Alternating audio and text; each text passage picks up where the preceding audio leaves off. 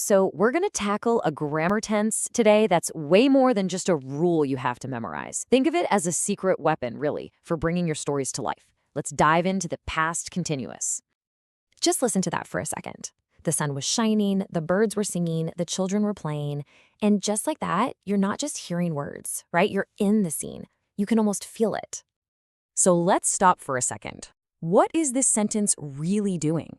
What's the magic behind using words like was shining or were singing? Yep, that's it. It paints a picture. It sets the scene, creates an atmosphere. And that right there is the magic of the past continuous. It's the tense you use for the background story, the whole vibe of what was happening in a moment. So how do we get our hands on this magic? How do we build these picture-painting sentences for ourselves? Well, let's break down the building blocks. Okay, so here's the official scoop. The past continuous is all about an action that was in progress at a specific time in the past. And that's the key phrase right there, in progress. It wasn't finished yet. It was happening, creating that background we were just talking about. And you know what? The structure is actually super simple. For a positive sentence, it's just your subject, then was or were, and then the verb with ing at the end. Easy. To make it negative, you just pop in the word not. And if you want to ask a question, you just flip the subject and the verb. See? It's a really predictable, reliable pattern. All right, let's squash a super common mistake right out of the gate. You have to remember, was goes with singular subjects like I, he, she, it. Were is for the plural ones, you, we, they. So you would never, ever say they was playing. It's always going to be they were playing. And here's the other big one people trip over.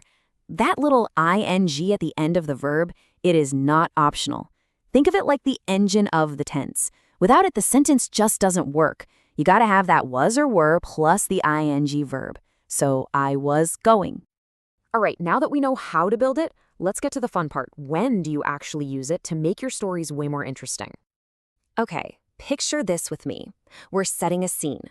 We've got our characters, and they are in the middle of doing something. They were walking home. See how that creates a bit of suspense? You're kind of left hanging, wondering, what's going to happen next?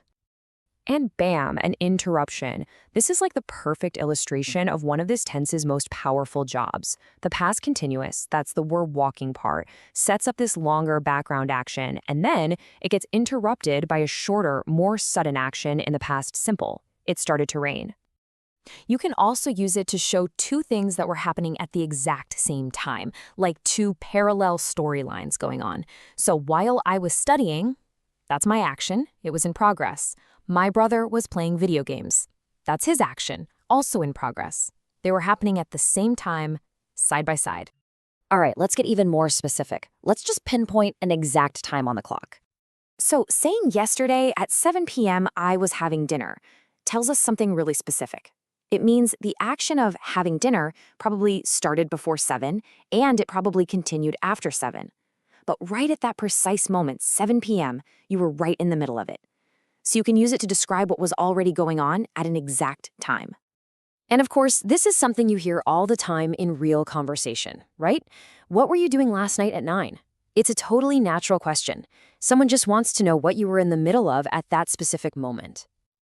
And look at this answer. It brings everything together. One person was doing one thing. Another person wasn't doing that and instead was in the middle of doing something totally different. It paints this complete picture of what the whole household looked like at 9 p.m. All right, let's tackle the final boss, knowing when to use past continuous versus its cousin, the past simple. Now, this is where a lot of people get tangled up, but I promise it's actually super logical once you see it. Just look at these side by side. It really is all about your perspective. With the past simple, I watched a movie, you're talking about the whole thing as one finished event. Start, middle, end. It's over. But with the past continuous, I was watching a movie, you're zooming in on a moment during the movie. The action was still in progress. It was unfinished when something else happened. So the takeaway is, if you're just reporting a finished event from yesterday, you're going to use the past simple. I ate dinner. Done. If you just say, I was eating dinner, and stop, it sounds kind of weird, right? It feels incomplete. It makes the listener wait for the other part of the story. Like, I was eating dinner, when the power went out. Okay, let's wrap this all up. We've looked at how to build it, when to use it. So, what's the big final takeaway for your own storytelling? Here it is, simple as can be. Just remember these three things. 1. Use it for actions that were in progress in the past. 2.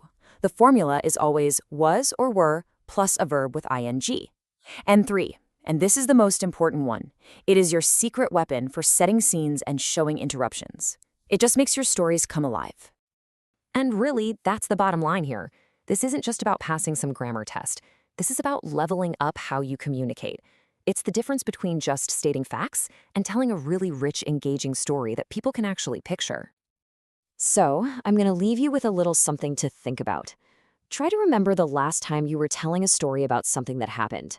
What picture were you trying to paint? What was going on in the background while the main event happened? If you start thinking that way, you'll master this tense for good.